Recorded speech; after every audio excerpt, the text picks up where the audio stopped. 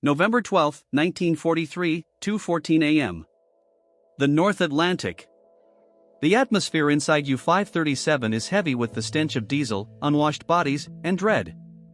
The sonar operator, Fenric Eel, yanks his headphones off, his face pale under the red glow of the control room. ASDIC contact close on the starboard side. Captain Lieutenant Peter Shrew grips the periscope handles. Prepare for silent running. Flood negative. Take us down to 200 m, Schnell. The submarine angles downward. A confined steel coffin plunging into the crushing darkness. Then comes the high-pitched metallic ping-ping-ping of the hunter. Oberbootsmart, Chief Petty Officer Karl Hoffman, clutching a valve wheel, begins to sweat. He is a 24-year-old veteran of 3 patrols, yet this sound always chills his blood. The ping is the signal of an invisible finger pointing straight at them. They are right above us. Herr Kalyan, the sonar man murmurs. The first detonation is a deafening, wet concussion that shoves the U-boat sideways. Lights shatter. Cork insulation cascades down. A new sound. The shriek of stressed metal. Whump crunch. Another charge. Closer. The vessel groans like a dying beast. Water sprays from a ruptured pipe in the engine room. Depth 220 m. The chief engineer screams. The aft torpedo room is flooding. We can't hold her. Shrew remains calm, but his knuckles are white. They have us. We are too deep, too damaged. Surface. Surface. Blow all tanks. The nauseating lurch of the emergency ascent. The crew clings to anything stable as the boat rockets toward the surface. A wounded whale desperate for air. Karl Hoffman braces for the gunfire he knows will come. The hatch bursts open. Karl scrambles up the ladder behind his captain, emerging onto the slick deck. The air is freezing, tasting of salt and cordite. And then the light. A blinding white beam pins them from the darkness. It's coming from the tall steel-gray flank of a destroyer bearing down on them. A voice amplified by a bullhorn slices through the wind in English. Do not attempt to scuttle. Abandon your vessel. I say again, abandon your vessel. We are preparing to fire. Karl glances at his captain, who merely raises his hands. The battle is over. He slides into the black, churning water. The cold is a physical blow, stealing his breath. A rope is thrown. He is hauled, gasping and shivering onto the deck of the destroyer. He notices the ship's name painted on a life ring. HMCS St. Croix, a Canadian sailor built like a lumberjack, shoves a rough blanket into his chest. Get below now. There is no rifle but to the face. No spit, no triumphant kick. Karl and his surviving crewmates are ushered into a warm mess deck where they collapse in shock, dripping seawater onto the linoleum. A medic examines them for injuries. It is efficient, businesslike. This is the first psychological shock. They were warriors of the Reich, the wolves of the sea. They were trained for a bitter, vengeful enemy. They were unprepared for this cold. Almost indifferent. Professionalism. Days later, they disembark at Halifax, Nova Scotia, a sprawling grey port crowded with warships. They are marched alongside thousands of others into a processing depot. Karl is stunned by the variety of uniforms. He sees the sun-baked tunics of the Deutsches Afrika Korps captured in Tunisia. He sees Fallschläger paratroopers from Sicily. He sees Luftwaffe ground crews from France. They are a fractured army, all funneled to this strange new continent. Here they meet their permanent guards, the Veterans Guard of Canada. Karl watches, bewildered. These are not the elite stormtroopers he was told defended the Allied homelands. These are old men. Their faces lined, hair gray. Many wear medals from a war Karl only read about in books, Vimy Ridge, Passchendaele 1918. They walk with limps. They smoke pipes. A Wehrmacht Hutman captain, stiff-backed and arrogant even in his tattered uniform, clicks his heels and demands to speak to the camp commandant. A grizzled Canadian sergeant, appearing at least 60, chews on his pipe stem and sizes the captain up. "That's Major Pellier, sir," the sergeant says, his voice gravelly. "And he'll see you when he's ready. Until then, you'll stand here with the rest." The hut man sputters. "I am a German officer. I demand." "And I," the sergeant interrupts, his voice never rising, "am Sergeant Frank McBride, and I demand you shut your mouth. You're not in France anymore, son. You're in Nova Scotia now. Form up by threes." Politeness becomes a weapon. It is disarming. The prisoners brace for brutality that would validate their Nazi propaganda. Instead, they are met with rules, with orderly, mundane, and unyielding authority. It is profoundly unsettling. They are marched to a railway station. Carl anticipates cattle cars. They are, after all, prisoners, the enemy. Instead, they are loaded onto colonist cars, old but functional passenger trains, wooden benches, a pot-bellied stove in the center, and windows. They are given rations for the journey, tins of corned beef, hardtack biscuits, and a large metal drum of hot sweet tea. A guard from the Veterans Guard moves down the aisle, handing 2 cigarettes to each German NCO. "Don't smoke them all at once, boys," he says with a thin smile. It's a long trip. The train jolts heavily and begins to move. Karl Hoffmann presses his face to the grimy glass, watching the gray city of Halifax fade. He's moving west. He knows nothing of this country. In his mind, Canada is a fiction, a vast frozen wasteland attached to America. He and the other POWs, men who had conquered Europe, assume they will reach a new city by nightfall. The train gains speed. Karl watches the terrain transform. Sparse coastal settlements give way to forests. Just forests. A dense, unbroken canopy of pine and spruce stretching from the tracks to the horizon. Hours pass. The sun shifts. The train clatters on. Karl looks out the window. Trees. He dozes off, his head rattling against the wooden wall. Hours later he awakens. The sun is setting. Outside, nothing but trees, rocks, and lakes. An endless, empty, magnificent, and terrifying wilderness. A soldier from the Afrika Korps, a young man named Gie, stares out the same window, eyes wide. "Wusha," he whispers. "Where are the cities?" Karl looks at him. "Where are the farms? Where are the people?" The train whistles, a lonely, mournful sound echoing into the vast, dark emptiness. The realization dawns slowly. They are not merely imprisoned, they are being swallowed. The journey becomes a temporal distortion. One day passes, then 2. They cross from Nova Scotia through New Brunswick and into the vastness of Quebec. The Vermacht hutman attempts to maintain discipline, ordering his section to perform calisthenics in the aisle. The Canadian Guards, Sergeant McBride among them, merely watch, sipping tea, expressions unreadable. They don't interfere. They don't need to. The train is a sealed world rattling through a void. By the 3rd day, the prisoners' conversations fade. Arrogance vanishes, replaced by sullen, bewildered silence. They are deep in Ontario, a province Karl Hoffmann has never heard of, seemingly larger than Germany itself. "This is a trick," a young Luftwaffe pilot mutters, face pressed to the glass. "They are driving us in circles. No country can be this nothing." Karl shakes his head. The sun is constant.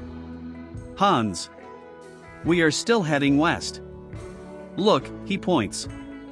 "The scenery hasn't been just trees for a day. Now it is a brutal, alien world of black rock, sheer cliffs, and stunted wind-blasted pines. The Canadian Shield. No farms. This is a desert of stone and water, Gie," the Afrika Korps man says hollowly. "Nothing can survive here. Where are they taking us?" The train passes a lake. An hour later, another and another. These are not lakes, they are inland seas of cold, dark water stretching to their own horizons. The stark emptiness feels like an active, hostile force. In Europe, escape meant navigating people, towns, and borders. Here, Karl realizes, the very notion of escape is absurd. To where? Sergeant McBride strolls down the aisle, inspecting the stove. The hutman, desperate to assert control, stands. "Sergeant, we demand to know our destination. This is a violation of the Geneva Convention. We are being transported to nowhere." McBride taps his pipe, regarding the German officer, almost amused for the first time. "Violation? Ha," he chuckles, a dry rasping sound. "Son, you're not even in northern Ontario yet. Another day to go." He unfolds a simple paper map from his pocket, flattens it on his knee. The Germans crowd the aisle to see. McBride points with his pipe stem. "We started here, Halifax." His finger moves slightly. "We're about here." He gestures to the vast blank white space on the map. "And we're taking you here." His finger lands on a tiny, insignificant dot on the northernmost shore of Lake Superior next to a town called New York. The hutman's face drains of color. The map shows their journey so far has been a mere crawl from the eastern edge. There are insects being carried across a continent. The polite guard hasn't just answered his question. He has, with a simple piece of paper, utterly dismantled the officer's worldview. The prisoners return to their seats. The psychological blow is more effective than a beating. They are, for the first time, truly insignificant. On the fourth day, the train finally slows its brakes, screeching in the immense silence. "Right, lads. End of the line. Everybody out." Karl Hoffman steps down from the train, his legs stiff. The air is different here. It's so clean and cold it stings his lungs. And the sound? There is none. Only the wind whistling through the pines and a low, distant roar. He looks around. There is no station. There is no town. There is only a rough wooden platform, a siding, and a muddy track leading into the forest. In the distance, he sees it. Camp 100. Nays. It is brand new. The raw yellow wounds of cut lumber stark against the dark green of the forest. Rows of wooden barracks, a cookhouse, and a hospital. All surrounded by two massive fences of barbed wire with wooden guard towers at each corner. It is a prison identical to 100 others they have seen or heard of. But the context is what breaks them. Behind the camp, the forest looms like a solid 1,000 feet high green wall. It is not the managed civilized forest of the Schwarzwald. It is a tangled primeval mass of spruce, birch, and rock. And in front of the camp, through a break-in the trees, Karl sees the source of the roar. He walks mesmerized with the other prisoners as they are herded toward the gate. He sees Lake Superior. It is not a lake. It is an ocean. A freshwater sea of churning, gray, lethally cold water that disappears into a horizon as flat and absolute as the Atlantic. A young Panzer Grenadier drops his small bundle. "Another ocean," he whispers, his voice breaking. "We crossed the ocean to get to another ocean." They are marched through the gates. The guards of the Veterans Guard motion them into assembly. The camp commandant, a tall, thin major with the same weary 1918 ribbons as his men, stands on the steps of the mess hall. "Welcome to Nays, gentlemen," he says, his voice carrying easily in the clear air. He speaks passable, formal German. "You are prisoners of war under the authority of His Majesty King George V. 6th. You will be treated in strict accordance with the Geneva Convention. You will work. You will be fed. You will be housed." He pauses and looks past them out toward the impenetrable forest and then to the deadly expanse of the lake. "We have rules here," the major continues. "But I advise you to look around. You will find that he gestures to his elderly guards, who stand relaxed, rifles slung over their shoulders, are not your primary jailers. This, he sweeps his arm at the wilderness, is your prison. There are no towns for 300 kilometers. There are no farms. There is only rock, water, and flies. Attempting escape is not brave. It is suicide. We will not hunt you. We will simply collect your bodies in the spring.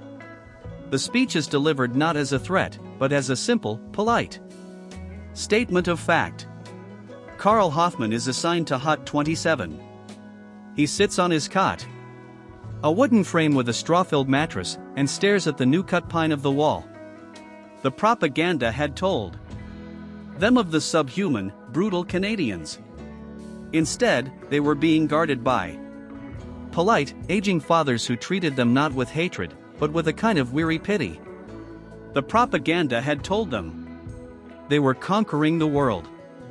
Instead, they had been shipped to a place that the world had forgotten, a place where the land itself, in its vast, silent indifference, was the true prison. The war, the Reich, the Führer, it all felt impossibly far away. The days at Camp 1009 settle into a routine that is both mundane and deeply surreal. The first most jarring element is the food. Greater, Corporal Gunter, the veteran from the Africa Corps, weeps openly on the first morning. Karl Hoffmann finds him in the mess hall, staring at his plate. "Look," Gunter whispers, his voice thick. Karl looks. On the metal tray are two thick slices of white bread, a generous smear of real butter, a glistening square of raspberry jam, 2 fried eggs, 3 strips of bacon, and a steaming mug of dark sweet coffee. It is more than my wife has seen in a year," GA says, horrified. "They are mocking us. But it is not a mockery. It is simply the ration. They are fed better than they had been as frontline soldiers in the Wehrmacht. They are fed better. They know than their own families back in a bomb-ravaged Germany. This generosity is more psychologically crippling than a ration of stale bread and thin soup. Brutality. They could understand it was the currency of war. But kindness, abundance, it is a disorienting, subversive weapon. They are issued work clothing, heavy wool trousers, flannel shirts, and tough leather boots. All Canadian-made, all warm.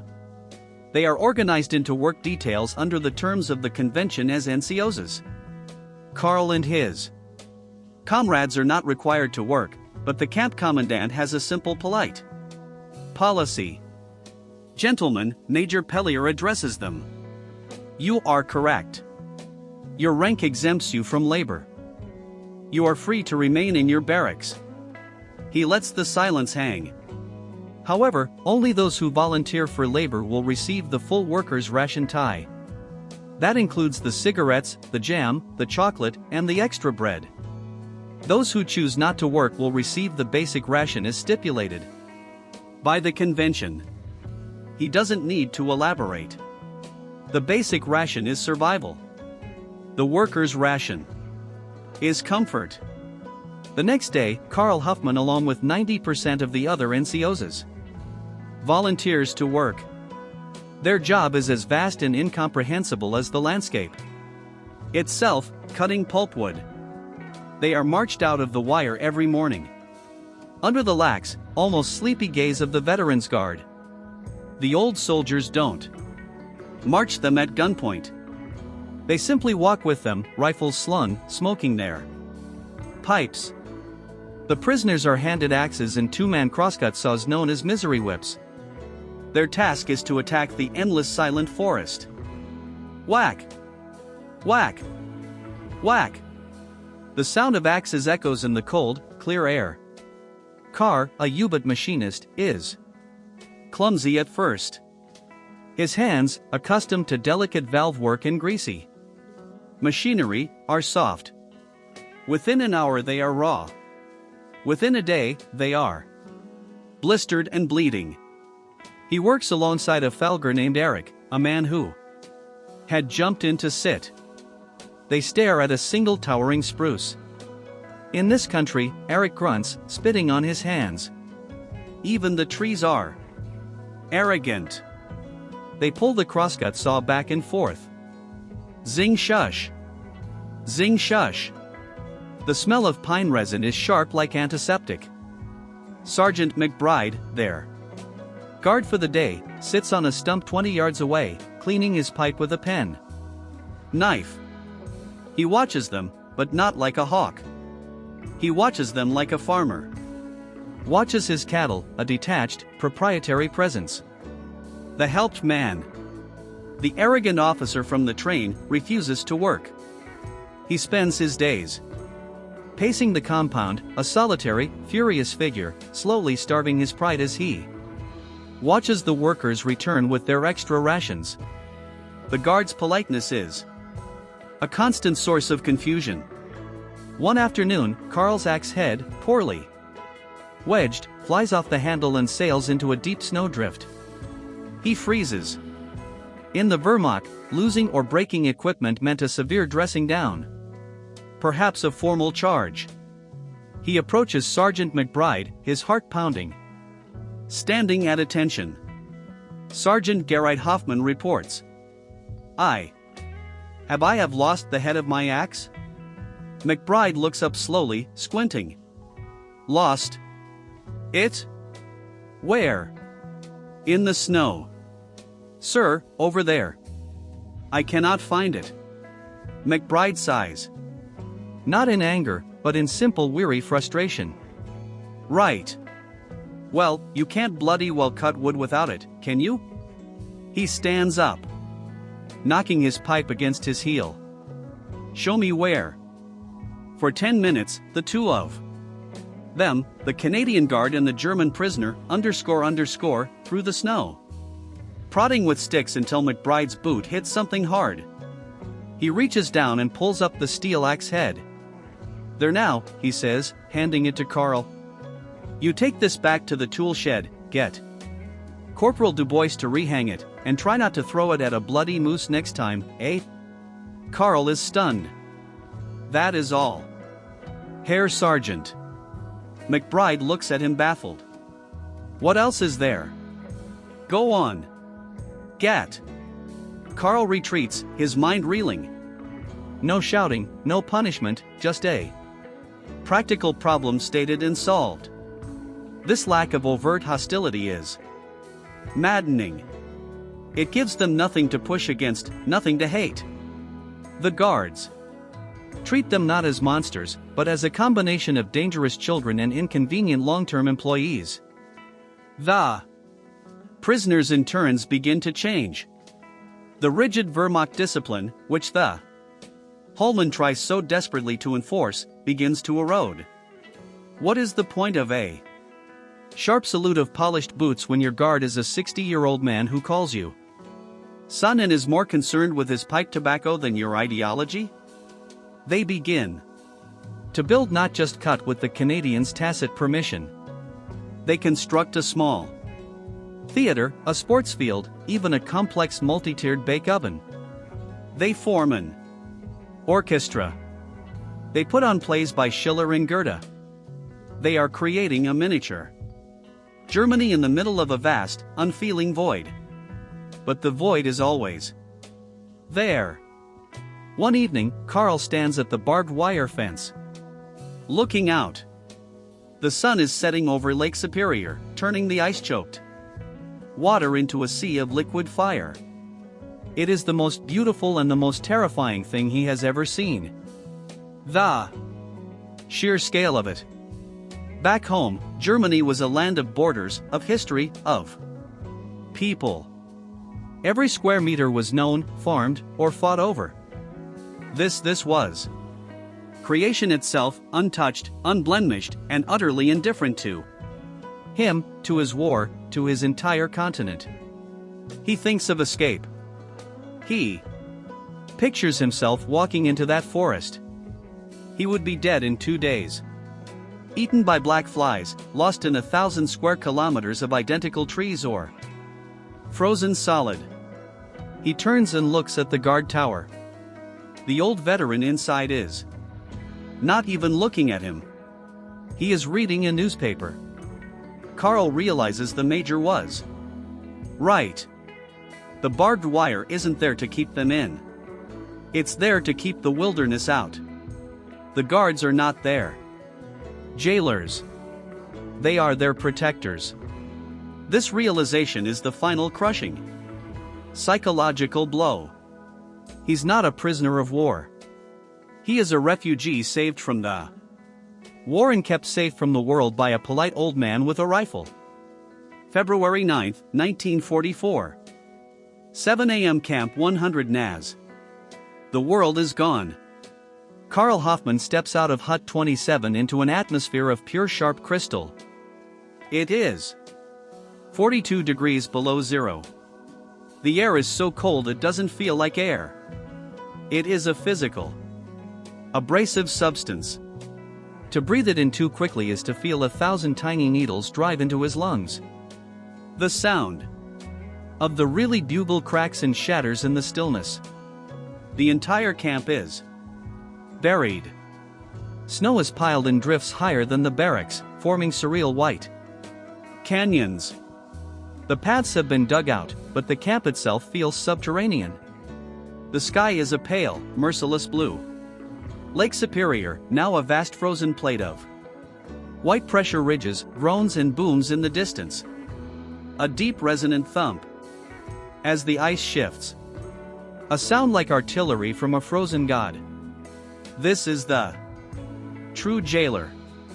Inside the mess hall, the air is thick with the fog of hot coffee, frying pork, and wet wool. The prisoners huddle. Their faces ruddy, their conversations subdued. A young Lanza, a new arrival from the failed defense of Italy, is rocking back and forth, his hands wrapped around his mug. We will die here, he mutters, his eyes wide with a terror Carl recognizes. They brought us here to freeze. This is their plan. Sergeant McBride, making his morning rounds, overhears him. He stops, not to punish, but to correct, as one would a child. Nonsense. Son, McBride says, his voice perfectly reasonable. He gestures to the pot-bellied stove in the corner, glowing a dull red. You've got 3/4 of a cord of birch stacked outside your hut. You've got long underwear. You've got 4,000 calories on that plate. You're better off than I am. My wife's furnace in Aurelia is on the fritz. He claps the kid on the shoulder. Eat your eggs. Work keeps you warm. The young soldier stares speechless. The guard has not only dismissed his existential terror, but has complained about his own domestic problems. The work has impossibly continued. The prisoners are now skidding the logs they've cut, dragging them with draft horses provided by the Canadian Army down to the frozen lake to be floated to the pulp mill in the spring. Carl, now hardened and sinewy, his hands calloused like wood, has become an expert woodsman. He finds he enjoys it. The physical exhaustion, the quantifiable result of a day's labor, the silence, the helped man does not. The officer, Lieutenant Colonel Obestetant Hannesfall, is a ghost. He still refuses to work, clinging to the tatters of his rank. But the Canadian commandant has held to his polite rule. Verdell receives the basic ration. He is thin, his uniform hangs on him, and he is perpetually cold. He emerges from his hut, his face blue, his greatcoat wrapped tight. He sees Carl and his team preparing the horses. Hoffman. Verrill barks, his voice thin in the vast cold. Your posture is lax. You are a disgrace to the Kriegsmarine. You will stand aside, her obsoletant. Carl says, not unkindly. He doesn't even salute. You are in the way of the harness. Vertil's eyes go wide. It is the ultimate insubordination. He has no recourse. He cannot send Carl to the stockade. Only the Canadians can do that. He cannot reduce his rations. He cannot assign him latrine duty. He has no power here. The old structures of the Vermuck have been frozen, shattered, and blown away by the Ontario winter. The new hierarchy is simple. There are the Canadians who have the food and the warmth, and there are the prisoners who must earn it. Fergal turns his face a mask of impotent rage and retreats to his cold, empty hut. He's no longer a leader. He's just a man who is hungry. The guards observe all of this with quiet detachment. They run the camp not as a military prison, but as a remote lumber company. One afternoon, Eric the Fulcher Jagger misjudges a swing. The axe skips off a knot on a frozen log and bites deep into his own boot. He screams. It is a raw, terrifying sound. In the silent forest, Carl and the others pack the wound with snow, fashioning a tourniquet from a torn shirt. They carry him back to the wire. The guard in the tower, an old corporal named Smokey, sees them coming. He doesn't aim his rifle. He climbs down, unlatches the gate, and runs to help them carry Eric. God damn it, Smokey mutters, seeing the blood-soaked boot. That's the third one this month. You boys got to be more careful. That ice makes the steel bounce. He's not angry. He is annoyed. It is an industrial accident. It creates paperwork. Eric is taken to the camp hospital, which is cleaner and better stocked than the field station he'd seen in Sicily. The Canadian doctor, a captain, saves his foot. He spends the next 2 months in recovery, reading and learning English from a nurse. The war, meanwhile, has become a ghost story. In June 1944, the camp receives newspapers. The headlines are enormous. Invasion, Allies land in Normandy. Carl, Gunter, and the others huddle around the paper in the mess hall. They read the names of French towns they had occupied. Now rubble. They see the lists of captured German divisions. There is no cheering, no Heil Hitler. Only a profound heavy silence. They are dying, G.A. whispers, his face gray. He is staring at a photo of a destroyed Panzer near Cole. All of them. They're all dying. Carl looks out the window, past the wire, to the green, indifferent forest, now teeming with summer life. The war is on another planet. The battles, the blood, the furor. It all feels like a faint fever dream. Here, the only enemies are the black flies and the mosquitoes. Here, the only objective is to stack the day's quota of wood to earn the ration to get a seat at the orchestra's performance of Beethoven. A new batch of prisoners arrives in late 1944. These are not the professionals of 42 and 43.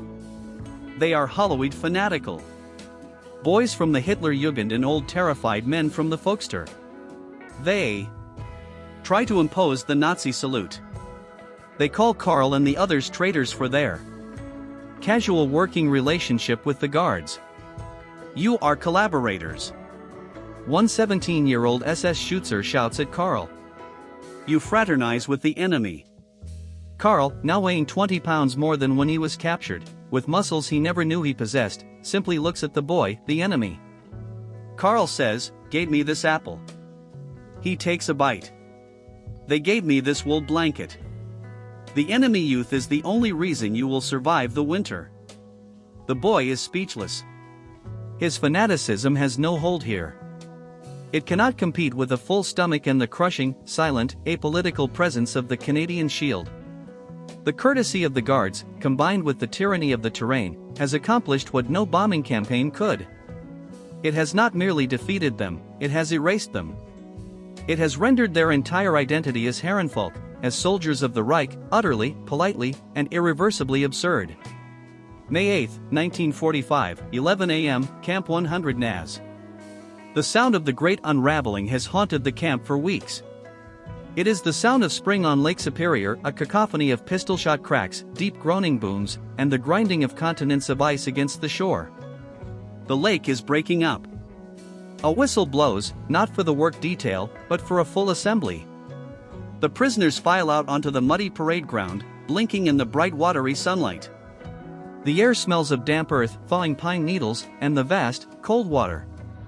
Major Pellier, the commandant, stands on the steps of the main hall. He is unaccompanied by armed guards. He holds only a single sheet of paper. The camp falls silent. Even the SS fanatics, the blacks as they are called, seem to sense the gravity. Pellier waits, letting the silence stretch, broken only by the drip of water from the eaves. "Gentlemen," he begins, his voice flat, devoid of triumph, "I have an announcement from Allied Supreme Command." He raises the paper. As of 23:01 Central European Time, May 7, all forces of the German High Command have surrendered unconditionally. The war in Europe is over. The silence that follows is unnatural. It is the silence of the wilderness itself, a vast, crushing vacuum. Karl Hoffmann stands frozen. He feels the light spring breeze on his face. He hears a lone woodpecker hammering at a tree just outside the wire. The war is over. The words make no sense. The war was his world, it was the axis upon which his entire life had turned. Here, it had become a distant radio signal. Now that signal has been switched off. A single shrill voice shatters the quiet. It is the 17-year-old SS Schutzer from the Waldern. His face is a mask of white, fanatical rage, tears stream from his eyes. "Ludge," he screams, voice cracking. "Lies. It is a trick. The Führer lives. The Wunderwaffe are coming. You are liars." He lunges, not at a guard, but at G.A., the Afrika Korps veteran standing nearby. "Traitor! You believe this?" Before he can take 2 steps, Sergeant McBride, who had been leaning against a post, moves with a speed that belies his age. He does not draw his weapon. He simply grabs the boy by the front of his tunic, lifting him halfway off the ground. McBride's face is inches from the boy's. His voice is not a shout, it is a low, cold growl. "The war," he hisses, "is over. You lost. Your Führer put a bullet in his own head in a bunker in Berlin. Your 1,000-year Reich is a pile of bricks." He shoves the boy, who stumbles and falls into the mud, sobbing. McBride looks up at the rest of the prisoners, his eyes sweeping over them. "Anyone else?" No one moves. The hut man, Hannesfall, stares at his boots, face hollow, pride, rank, and purpose evaporated. He is just a cold, hungry man in a tattered uniform in the middle of a Canadian forest. Pellier allows the scene to play out, then clears his throat. "You are no longer prisoners of war," he says, continuing as if nothing had happened. "You are now classified as surrendered enemy personnel. You will remain in this facility pending repatriation." He folds the paper. The whistle for the midday meal will blow in 10 minutes. Dismissed. And that is it. There is no celebration from the Canadians. No taunting, no triumphant flag hoisting. The war does not end with a roar, it ends with a polite announcement, followed by the promise of lunch. Karl walks back to Hut 27 in a daze. Gunter walks beside him, shoulders slumped. "It is finished," Gunter whispers. He pulls a worn photo from his breast pocket. It is of his wife and 2 small children standing in front of a church in Dresden. Are they still there, Karl? Is Dresden still there? Karl has no answer. A cold dread creeps over him. His polite, comfortable, well-fed imprisonment has been a grotesque mercy.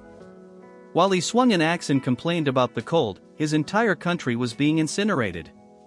The news transforms the camp. The hardcore Nazis, perhaps 24 of them, become a sullen, isolated faction. They hold funerals for the Führer, marching in the woods, singing songs of the S. The Canadian Guards watch and do nothing. Let him sing, Smokey tells Carl, as long as they meet their pulp quota, they can yodel to the moon for all I care. This indifference is the final, most profound humiliation. Their fanaticism, their world-changing ideology, is treated as a harmless, eccentric hobby by their jailers. The work continues. Perhaps the strangest part, the war is over. Eric, the false Scherger, protests the next morning as the guards hand out the chores. Sergeant McBride sips his tea from a metal mug. That's right, son. So why are we cutting wood? McBride looks at him as if he's an idiot. Because the contract with the Superior Pulp and Paper Mill doesn't expire until 1946. You're still getting paid, aren't you? You're still eating, aren't you? Well, someone's got to cut the wood. Get to it. Carl shoulders his axe and walks into the forest, a place no longer a prison, but simply his workplace. He is no longer a soldier of the Reich. He is no longer a prisoner of war. He is a lumberjack, a well-fed, well-paid, displaced employee of the Canadian government. He stands before a massive white pine. He spits on his hands, grips the axe handle, and swings. The clean thack echoes in the silent, indifferent forest. He had been captured by an enemy that confused him. Imprisoned by a geography that terrified him. And in the end, he had been defeated not by violence but by polite bureaucratic overwhelming normality.